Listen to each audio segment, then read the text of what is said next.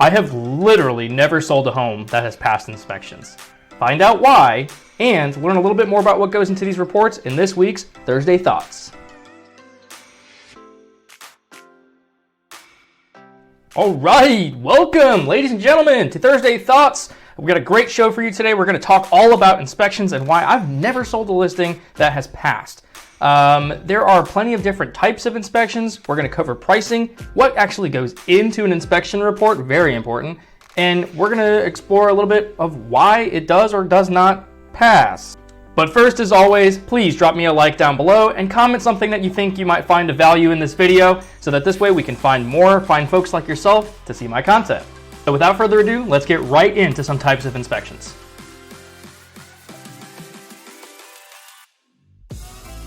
My most important inspection that I could urge you to get is called a WDO, and that's a wood destroying organism inspection. And I know that a lot of people think that that's a termite inspection or anything like that, but it actually also has to deal with certain types of wood rot, mold, other fungi, or anything that actually does destroy wood. That is an organism. It's really good to know about that, and in many cases, it's required to be cleaned with a certain loan, so definitely make sure you get that. There's also a 4-point and wind mitigation, and that is really a great way to look at the basics for insurance purposes. Wind mitigation is going to really make sure that you can ramp down on roofing and good quality with maybe hurricane clips or maybe a new roof discount or anything like that that might help your insurance policy be a little bit more affordable. And the 4-point as well, just going to certify that your plumbing and all the other components of the core components of your home are lickety split, great shape. Beyond that, we're actually going to also talk about radon testing. Radon is a naturally occurring substance in Florida that's a known carcinogen. It's been found in about 1 in 15 homes in the state of Florida, and it's something that not a lot of people choose to do, but I also urge you to get it done. It's usually about a 24-hour sample that an inspector will take, and it's typically good to know just in case there is a carcinogen presence in the home.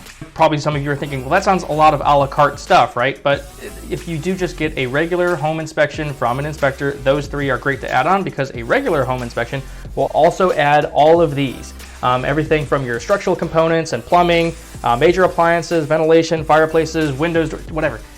If you want to add anything on like chimney or pool inspection, or perhaps you want to check to see if there's lead-based paint in the home, have those concerns with your inspector before you send them out there, and they'll be sure to give you the full write-up. Now, one of the other questions I get to regarding inspections is how we even come up with pricing. A lot of buyers typically range in their mind about $800 to $1,000 for an inspection of everything they want to see, but it really does vary by square footage. So if we're looking at a 800 square foot condo, it's obviously going to be worth a lot less of an inspection than say a 4,500 square foot fantastic waterfront home.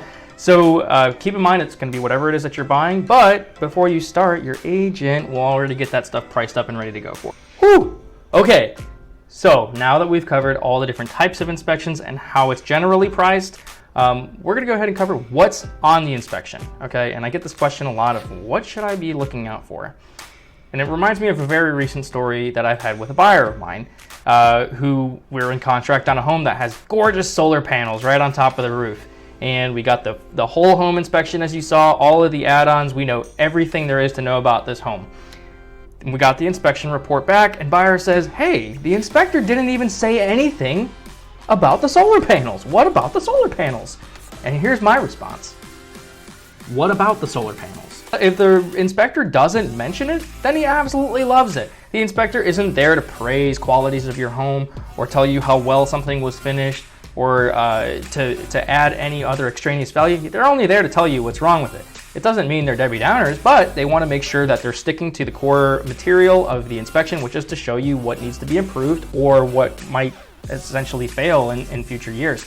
So when you get an inspection report back and it's got all these negative things on it, just remember, it's very, very rarely going to have anything positive on it, as all the positive attributes are pretty much going to be already understood and therefore by the report ignored.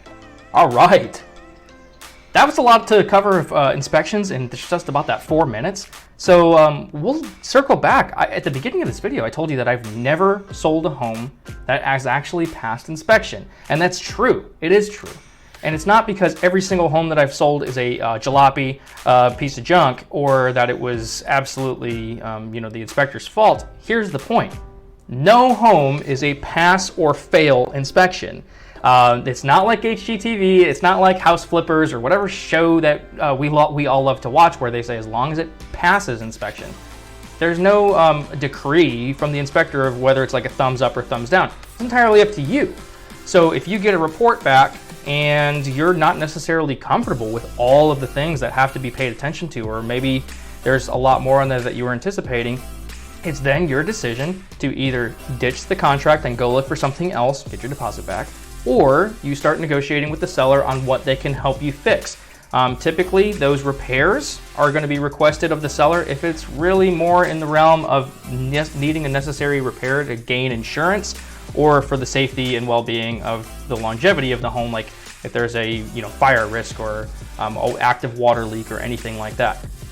When you are in a situation that might really beg for repairs or anything prior to you moving in, please work with your agent to figure out what the seller would be willing to cover and what you might have to put money up for in order to finalize that deal, get insurance, and carry forward.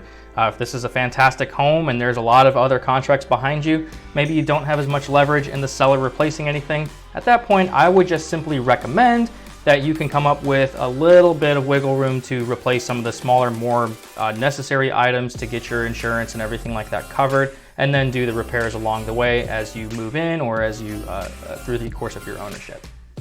All right, and that's all we have for this week's Thursday Thoughts. Please leave me a comment down below of whether I passed or failed this inspection video. We are super excited to continue every single Thursday putting out fresh content for you guys. So like, comment, share. We're really happy and blessed for all your support. And we will see you next Thursday.